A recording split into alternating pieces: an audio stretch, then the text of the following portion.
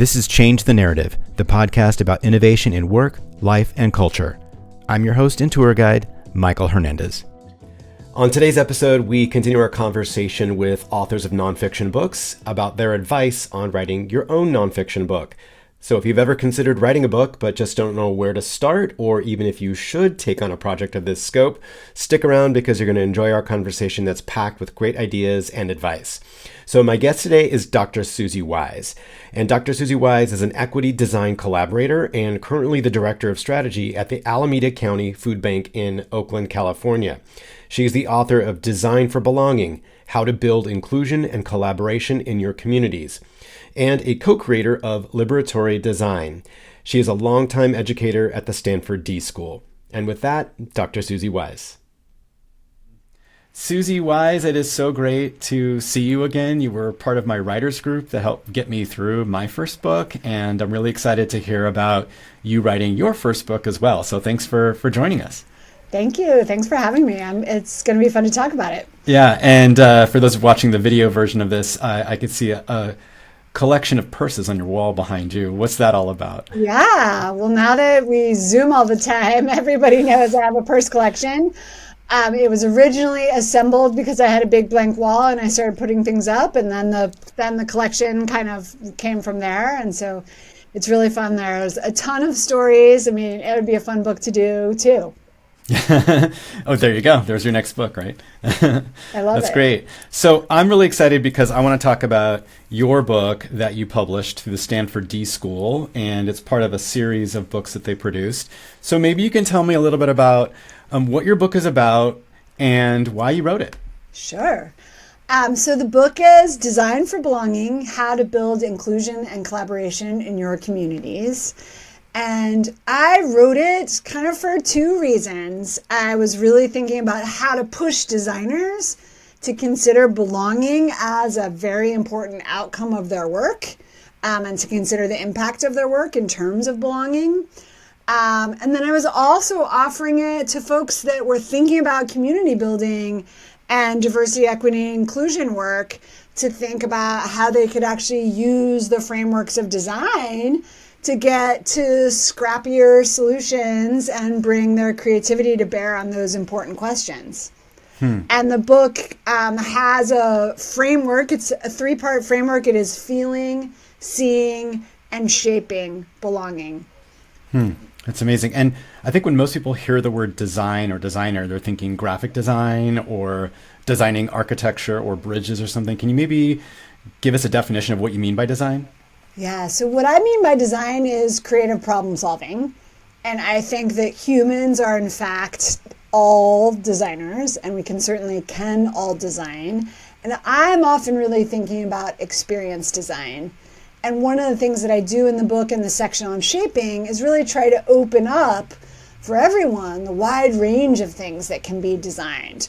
Roles and rituals and spaces, as well as communications and gatherings and groupings, and even time and rhythms can be designed. I'm a really strong believer that almost everything, outside of the natural world, we live in a world that has been designed, and therefore we can redesign it. And we can redesign it with things that we care about in mind, like equity and belonging. Yeah, I think that's so interesting. I talk to my students all the time. It's like we get caught up in these systems and think that school has always got to be this one way, or your life and your career has to be this way. And I like that idea that it is all by design, whether it's artificial intelligence or algorithms on social media. We're worried about all these effects. Well, we can redesign it. That's sort of the positive piece of that, right? It's all made by humans. And so we have a choice in all of this, right? Yeah. Yeah. That's and really design cool. is a verb. Right? It's not the design of a website or the design of a room only. It is a verb that we are actively designing our world. And so part of this book is part of a series that came from the d.School, and part of each of those books is trying to offer kind of a different lens on what's important to design, what one can design, from that really basic understanding of design as creative problem solving. Mm-hmm. Yeah, and I have several of those books from the series, and I'm holding your copy right here. And it's what I like about it is it's sort of this concise manual. It's got these beautiful illustrations inside it, and you can see some dog-eared pages that I have in here, things that stood out to me that I really like. It's sort of accessible. And the foldouts. Show us a foldout. Yeah, there's definitely some foldouts here too. Let's see, there are for 3 foldouts, and we can use that as an Yeah. opportunity to shout out the artist, Yeah, Rose Jaffe, who's a DC-based mural artist. Mm-hmm. And what you're showing there is the mural, as I think of it, of the levers of design. Yeah, and if you go down right there, right, schedules and rhythms is right under your fingers. Yeah, Mm-hmm. these are things that we can design. Yeah, and I think what I like about this is like one of the questions I'm going to have for you is like why write a book, and this is maybe one of them because you can kind of have a tactile experience and interact with it in ways that digital versions can't. So sort of interesting. Now, before we started this conversation, you were talking about this is the very first book that you've published, and you know, as someone who was a professor at Stanford, that seems strange to me. I just have this assumption that someone at that high level or at that university like that would have published multiple books, but this is your first book, right? Yeah, this is my first book. I wrote a dissertation to get my doctorate, but I never published it. Also, we should probably acknowledge I'm not a full professor at Stanford University. Okay. I'm definitely adjunct, so that's probably part of it. Yeah, first book, and it was really fun and exciting to do it. So, okay, you have a dissertation. You did all this research that probably a lot of it shows up in this book. Why did you decide to publish a book? I mean, dissertations, who reads a dissertation other than people who are in the committee to grant you your PhD or whatever? Maybe talk about that a little bit, like access. Sure. So or my visibility. dissertation wasn't on this topic at all. My dissertation was a look at, so I did my doctorate in a program called Learning Sciences and Technology Design in the Graduate School of Education at Stanford. Mm-hmm. And my dissertation was about how people learn with historical objects in museum exhibitions. So a through line there might be experience design. But this book was really came about in this way. The D.School knew that they wanted to try and do a series. What we were calling these books, these tactile books, were little books, right? So things that you could pick up and grasp kind of the concept pretty quickly. And I got invited into a writer's room where we were generating tons and tons of ideas for what these books could be. And I imagine, and I should go back and verify this, but I imagine I got invited to that writer's room because I had done a whole body of work on innovation in K-12 education. Thinking about the role of design thinking to reimagine high school, to invigorate curriculum, to build project-based learning, etc. So I'd done this body of work as leading the K-12 lab at the D.School. And I was just, when this writer's room came up, I had just given up that role and was moving out and was deciding to do some other work. And I imagine that I was invited to that room because I thought, oh, maybe she wants to write a book on that work. And I was like, no. I really wanted to write forward.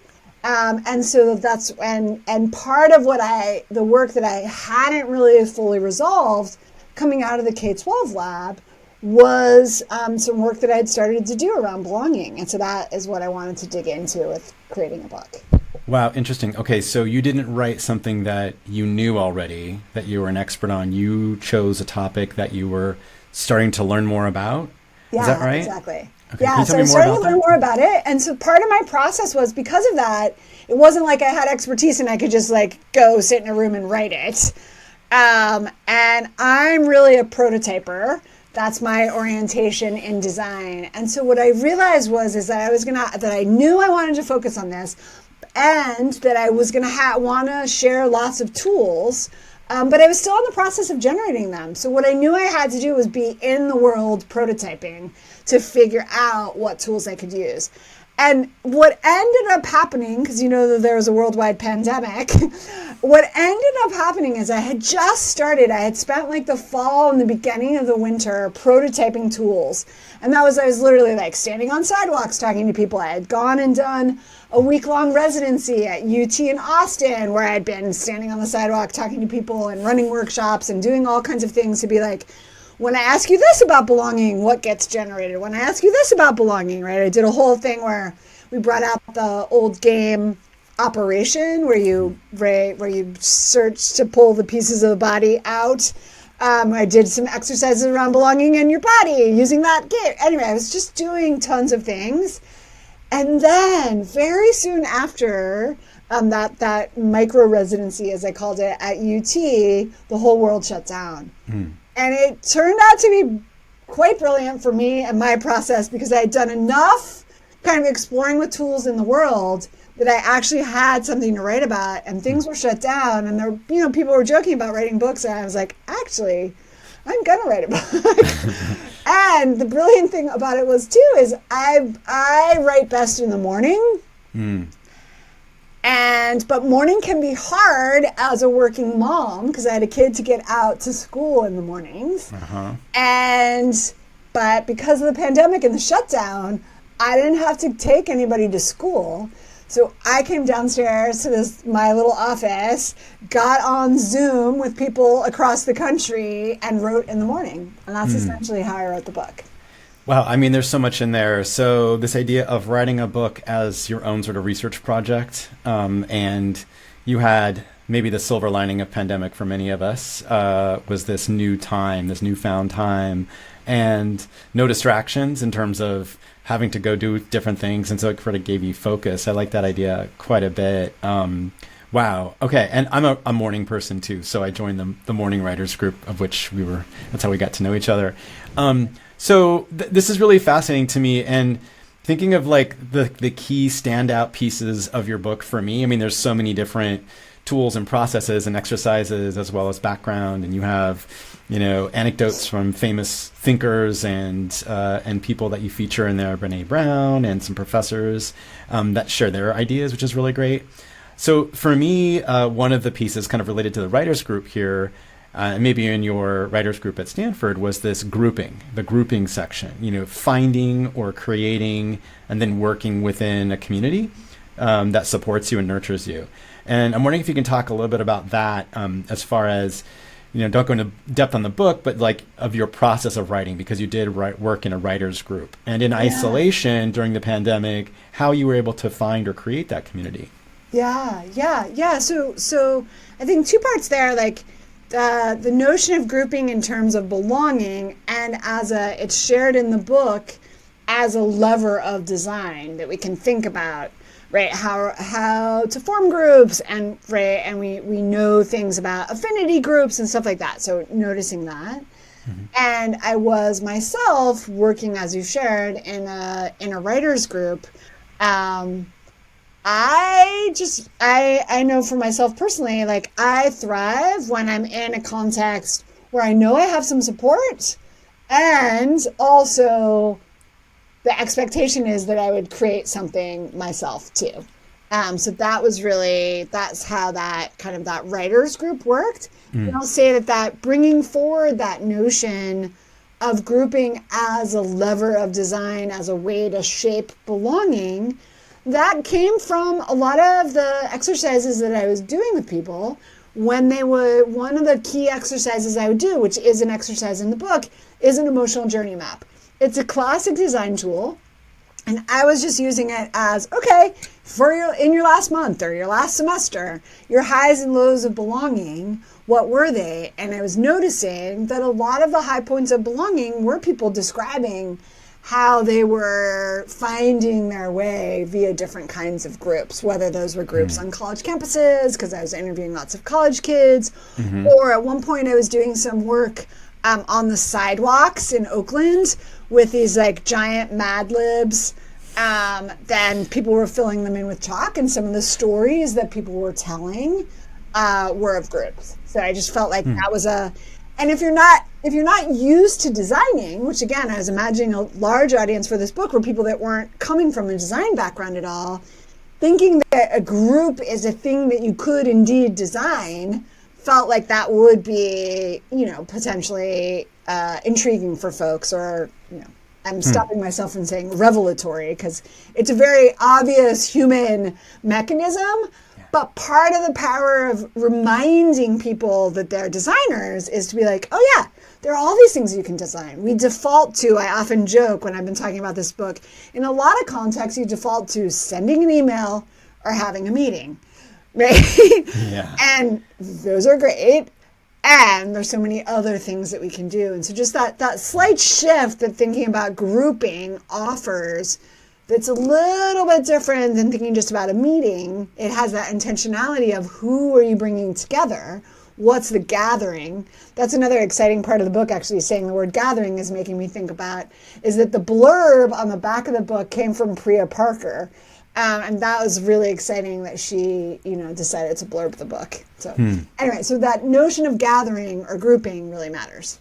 Wow, that's amazing. And it seems like, the research that we're seeing right now about how Americans are so lonely and how we don't have belonging for any number of reasons that are out there. We can't just blame technology on that. There's economic reasons, there's physical reasons, political reasons, all of that stuff.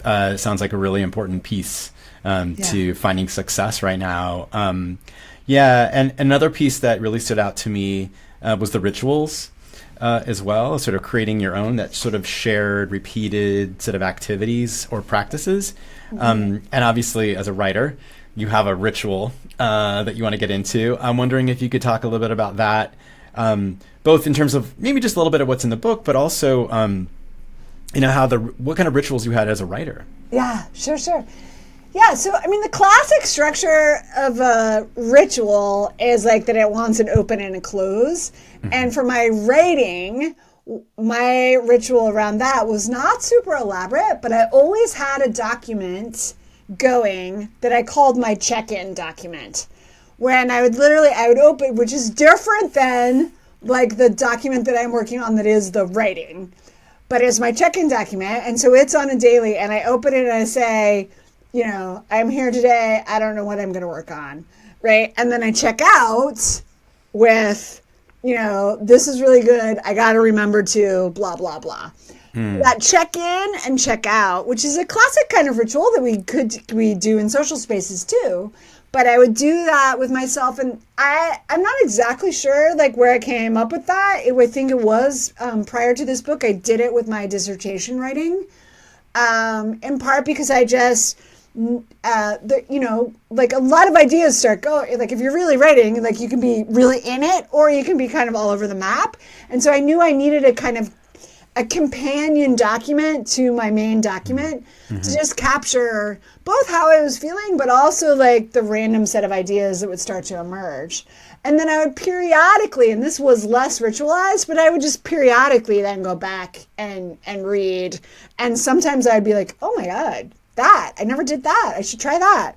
And it was just great because if I'd had a not great session of writing, I could still be like, okay, well, I was here and tomorrow I'm going to try X, Y, or Z. And that was the other thing. And I don't know where I originally like heard this or how I came to this, but for me anyway, I cannot write all day long, right? A short amount of writing is what I'm going to do. And so the check in, check out just allowed me to capture the things that I wasn't going to actually work on in that moment. So that was, I think, like my primary ritual was to do that. But that's fantastic. I wish I had done that. I felt like you said I got lost sometimes, or I had an idea in the middle of another idea and I got lost. Which one should I track and follow right now? And so like having that side thing and just like jotting down the note and the idea and come back to it later. I think I will definitely use that the next time. I think that's super helpful. And it's interesting, in our writers group, we had a separate document where everybody tracked their hours of writing. And I kind of stopped doing it for whatever reason. I just kind of forgot to do it when I checked out because I had to check out and then drive to work. Because I did my writing after the pandemic, so I did have to go into work. And then I sort of stopped tracking, and maybe it's a good thing because then I could look back and see all of the thousands of hours that I worked on it and go, was this worth it? Or wow, this is incredible. So I don't know what's better, but I love that idea of setting aside the idea because I definitely did that later in the editing process. Like I had overwritten like double the length of the book. And so I like pulled pieces that I couldn't fit into the existing project off to other documents, and I'll come back to that later. Yeah. That's really fruitful too. I also usually had a board going, like a physical board in my office, so that everything wasn't electronic, so that I had some things also to think about, in the physical world. That's helpful for me. And I also, my main thing, and I think this is like true in life, not just for writing, is like avoid the beating up on yourself, right? Like, right? Just like, so sometimes it just said, not today. Boom. Whatever. Come back tomorrow. Because I think writing, there are ups and downs, and that's like, from my perspective anyway, needs to be okay. Yeah, for sure. There's some days where it's just flowing, and other days it just like can't get it. But not to. I'll say the one other thing that I'll throw out, and this goes back to like, I'm a prototyper, and so I was doing that prototyping in the world piece, but I was also trying to push out text, pretty often too. And shout out to amazing editor that I had the privilege of working with. Her name is Jen Brown, and she was okay with that. And so I would push myself to like send her as much as I could. And then there was one moment where like she sent me this note. I should go and see if I can find it somewhere, but she sent me back this note of like, okay, don't freak out, but I did a major thing here. And she solved the problem that I was having. Like, now as the book exists, these portraits that you mentioned of these different, I call them host heroes in the book. I always knew there were going to be those host heroes, but I didn't know how they were going to be part of the text. And at one point, I had just like written them all as these kind of like baseball cards and like stuck them in different places. And it obviously totally wasn't working. And she did a version of where she like wove them into the text in a really interesting way. And she didn't get them 100% right because she didn't like have all the context, but it was so right. And then I could like work with that. So I was never particularly, I was glad that she said, don't freak out. And, you have a million older versions, so we could always write if it wasn't the right solution, but it was actually really great. So I appreciated that at that juncture, there was this kind of like radical move that was made not by me, by my editor. And that was pretty cool. Wow, that's amazing. Okay, so that is definitely something I want to talk to you about is working with an editor. So some folks maybe prefer to work and self-publish, and other folks work with an editor. And I'm sort of curious, like, can you tell me about the relationship? How did you get involved with this particular editor, and what was your working relationship like? What did you rely on them for? Sure. So this book, Design for Belonging, is part of this series from the D.School. And so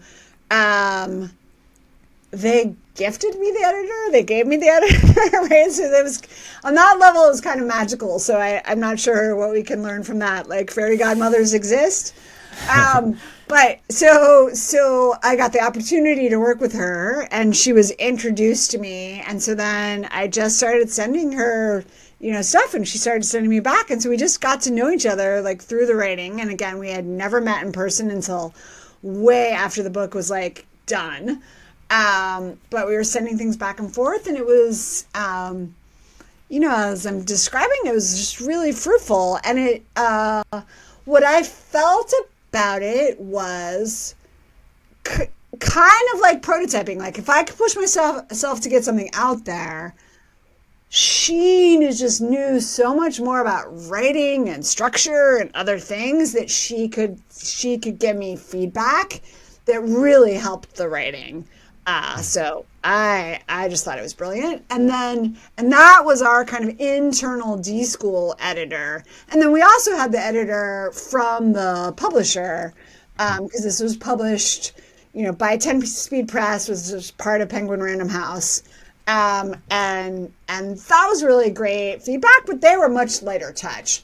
So in a way, Jen Brown, who I was really working with, was more of like a developmental editor. So that was really intriguing. Okay, great. So you came up with these crazy ideas. It was pretty rough, maybe. And then she was maybe like a thought partner. Like, I'm trying to think of like. Yeah, I mean, she was a thought partner, and really she was like I think the chief things, one is she like would have structural ideas. Oops, sorry. She would have structural ideas. I never have my phone on. Sorry about that. So Jen Brown, this developmental editor, she is like super skilled, had done a gazillion books before. So what I felt like was she could see when I was like stretching to try and get something, and she would say, "Do you mean this or do you mean this?" I'd be like, "Oh, I mean this," and then I would go from there, kind of thing. Wow. Okay. Yeah. That's really and great. it was only periodic, so I would have to like produce a bulk before like she would dig into it. And then, as I shared, she had this.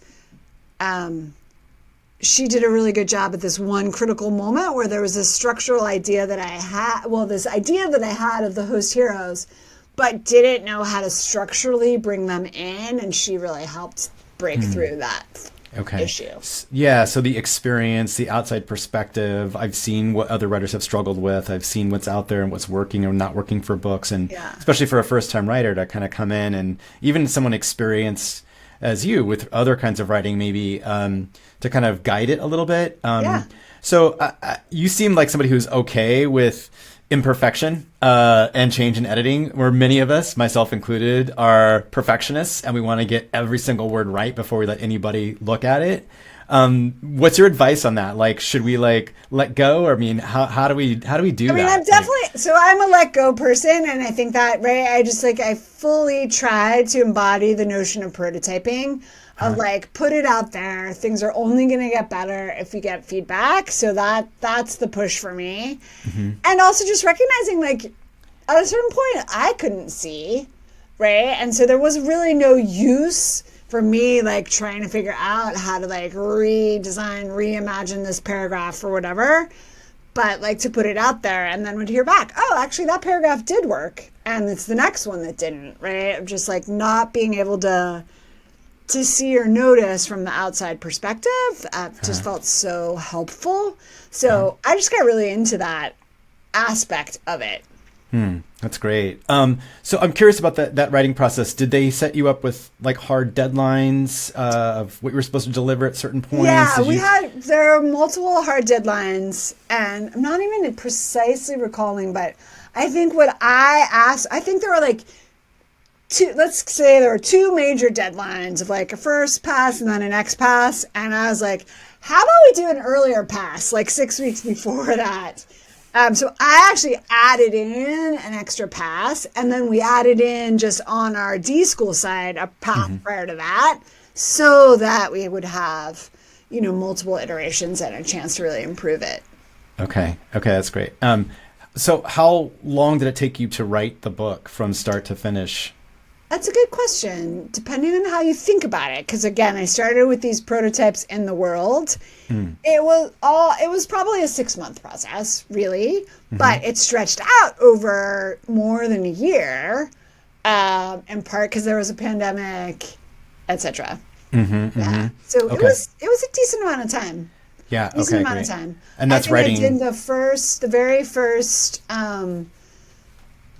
That adventure that I described, going to UT and doing things in person with people, that was in February 2020, so pre-pandemic. And the book launched in April of 2022. So really the whole process was 2 years. Wow. Okay, cool. Like, it was actually like tighter than that, Yeah, I was going to say, because my process was like, I was talking to my editor the other day. I'm like, it took me 2 years from the time I signed the contract until I submitted the final manuscript. She's like, no, I think it was 18 months. Maybe in my mind, it just seemed longer. Yeah. But I'm pretty confident in my timeline. And the interesting thing is, too, is then, like, books have long tails. Like, I just did 2 book events last week, right? And this book has been out for, 2.5 years already. Okay, so tell me about that. So a big part of getting the book into the world is marketing. And now you obviously had a pretty big publisher that you were working with and a pretty big organization you were part of.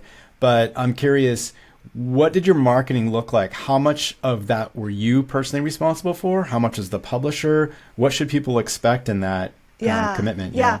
Well, and we had this interesting because we were part of the D.School. So really the D.School was leading the... Uh-oh, my dog just came running in. Hold, please.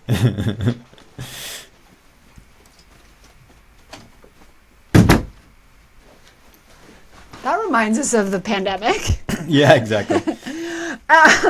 So answer again on that question. So marketing, really the D.School, who was the co-author on the whole series, was in charge of the marketing. And they had a team that was thinking about early publicity for when the book first came out. So I did all of those things. And then my basic thing was to try and say yes.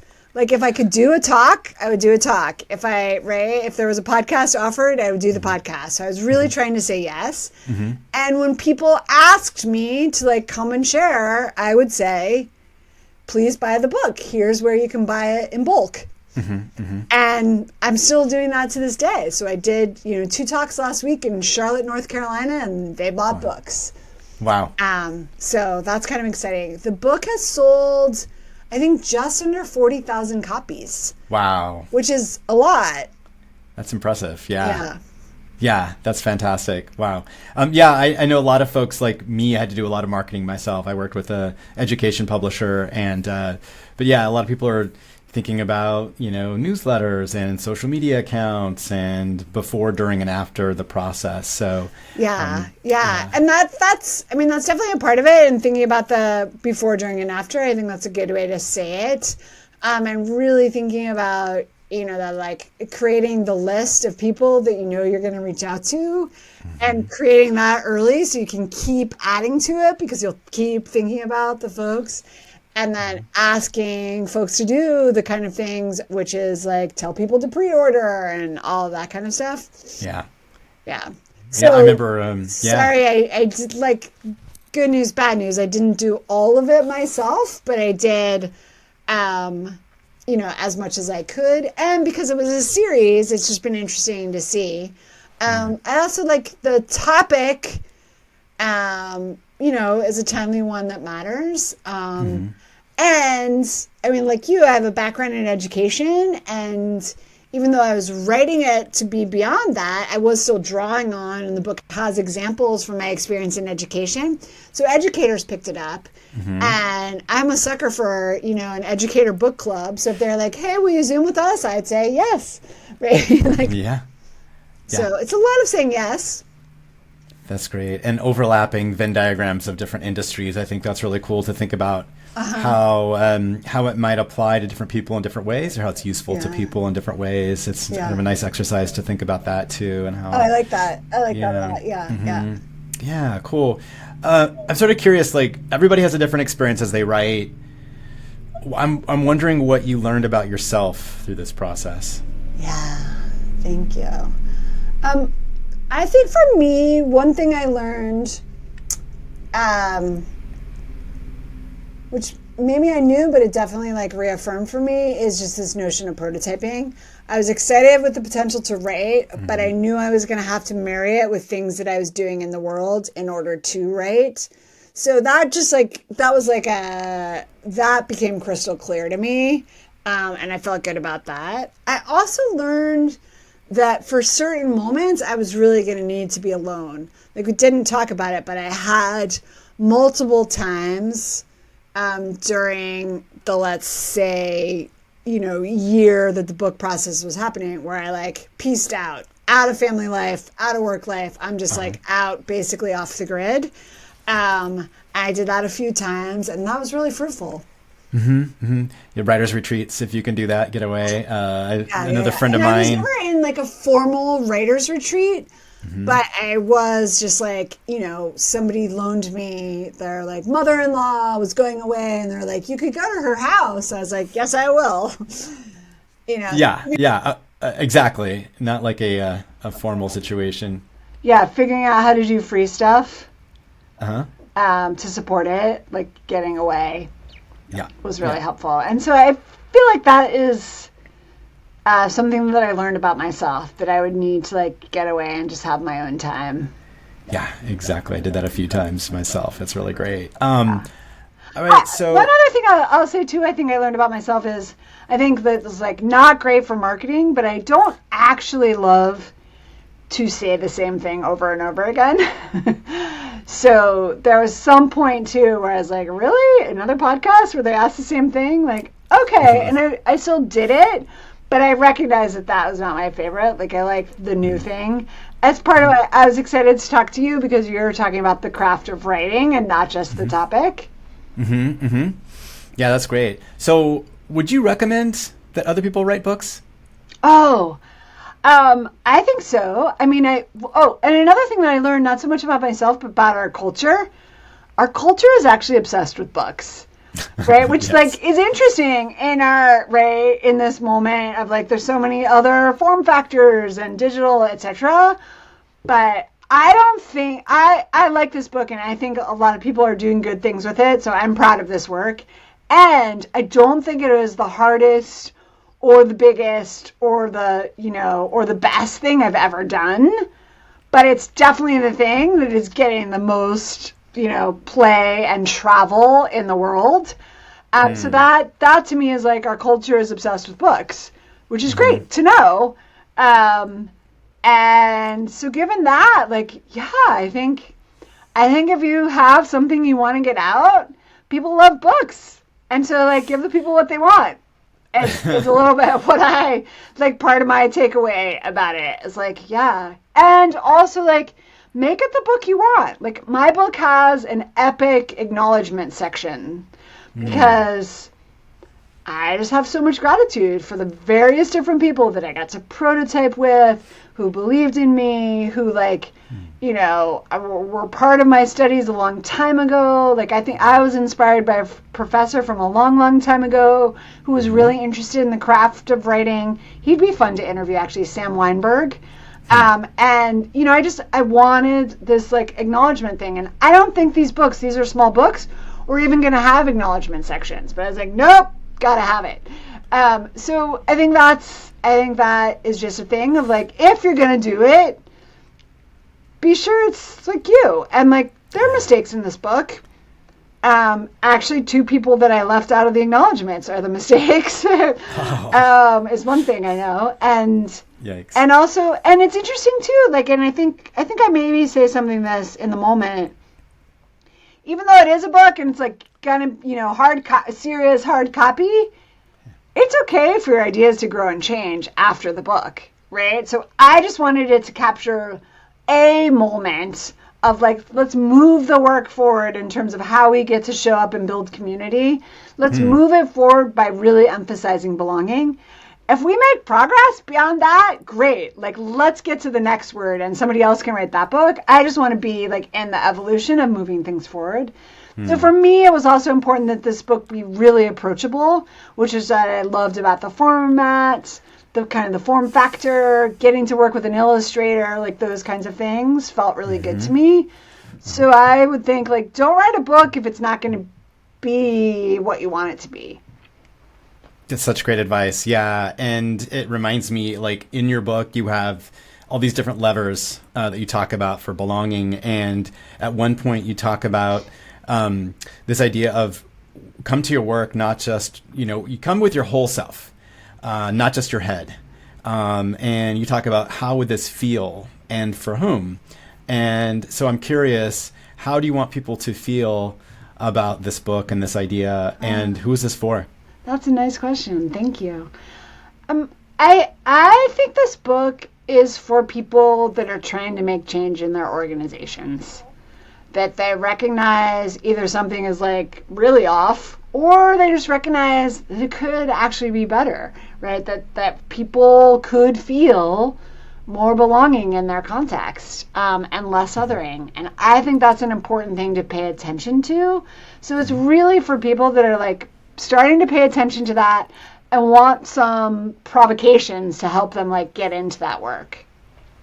That's great. If you had 2 pieces of advice for potential writers, what would that be? Great. I think my advice, and this is again very much me, but to think about how you can learn about what you're trying to write about in the real world. That could be as simple as starting a conversation on the bus with a total stranger. What do you think about blah, blah, blah? your book topic and seeing what anybody says to you. Like, I think some playing with like what it is in the world, so you recognize that it's not just in your head, it's actually living, because the whole point of a book is to be in the world. So I think that's one, is like to figure out what that version is. That doesn't mean you have to do whole workshops like I was doing, but just a tiny version of that. Like, strike up a conversation with a stranger about your topic and see what happens. And then the other thing is like to let yourself, kind of off the hook. Like, every day is not going to be magical. Let it be a learning and growing process. I really felt like I learned and grew a lot by trying to do it. And so like to bring that kind of learner's mindset to it, I think is really useful, because there's a lot about books that like, that you're supposed to be, the know-it-all, that it's your topic, it's your whatever, and it's going to be your perspective. Release a little bit from the having to be the expert, and just let it be like more who you are than what you know. I love that. That's fantastic. Are you going to write another book? Well, I have an idea, yes. And I have a collaborator that I want to do it with. So I want to try co-writing. Okay. And I think it wants to be an extension, because there's been so much good work that has happened in the world related to belonging, that I think it's going to dig into the moments of belonging in some new ways, and I'm excited about it. But thus far, all we've committed to is spending a half day like playing with the ideas. That's great. That's fantastic. Yeah, my friend Star said it's like writing a book is like getting a tattoo. Once you get one, you want another one, right? That's great. This is fantastic. Is there anything else you'd like to share? Am I missing anything about advice for future writers? Oh, no. But I would say this. It's a little bit back to the marketing piece.